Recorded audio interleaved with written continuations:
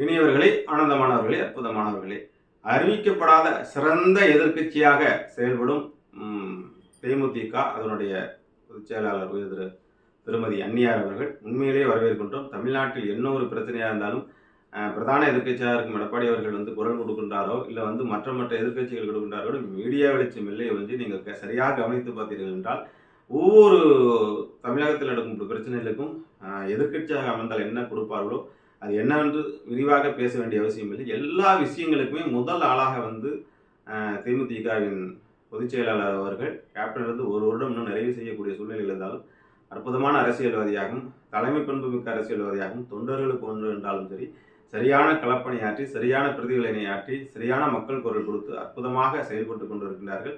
அவர்கள் பொதுச் செயலாளராக பொறுப்பேற்று ஒரு வருடம் நிறைவு செய்யக்கூடிய காலகட்டத்தில் அமிதகார அவர்களை வாழ்த்துகின்றது.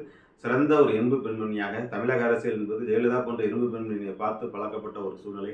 அப்படியாப்பட்ட சூழ்நிலையில் இன்று பார்த்தீங்கன்னா பிரேமலதா அவர்கள் அவர் பொதுச் செயலாளராக கட்டமைத்து இந்த ஓராண்டு காலம் மிகச்சிறப்பாக பணியாற்றி இருக்கின்றார்கள். உண்மையிலேயே அரசியல் நோக்கர்களும் அரசியல் விமர்சகர்களும் அசந்துதான் போகின்றார்கள்.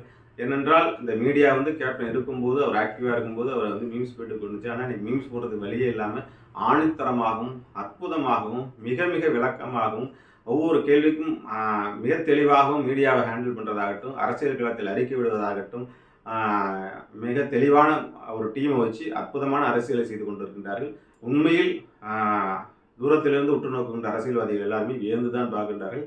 என்னிடமே பேசக்கூடிய நிறைய இடைமிக நண்பர்கள் தேமுதிகவை மிக அழகாக கட்டமைத்து மிக அழகாக வழிநடத்தி கேப்டனுக்கு அப்புறம் பார்த்தீங்கன்னா மிக சிறப்பாக கொண்டு போயிட்டு இருக்கிறார்கள். தேமுதிகவுக்கு மிகச்சிறந்த எதிர்காலம் இருக்கின்றது. பிரேமலதா மேடம் பொதுச் செயலாளர் ஆனதுக்கு பிறகு கேப்டன் அவர்களுக்கு இளைய கேப்டன் அவர்கள் விஜயபிரபாகரன் அவர்களுக்கு புது பொறுப்பு கொடுக்கும்போது அற்புதமான ஒரு சூழ்நிலையில் வருகின்றது என்று சொல்லிக் கொண்டிருக்கின்றார்கள். ஆகவே மிக தைரியமாக தேமுதிக தொண்டர்கள் எல்லாம் வேலை செய்யலாம். இந்த ஓராண்டு காலம் அவர்கள் நிறைவு செய்ய இருக்கின்றார்கள். இந்த தருணத்தில் அவர்களை பாராட்டி வாழ்த்தி வரவேற்கின்றோம். வாழ்த்துக்கள். வாழிய நலம், வாழிய பல்லாண்டு.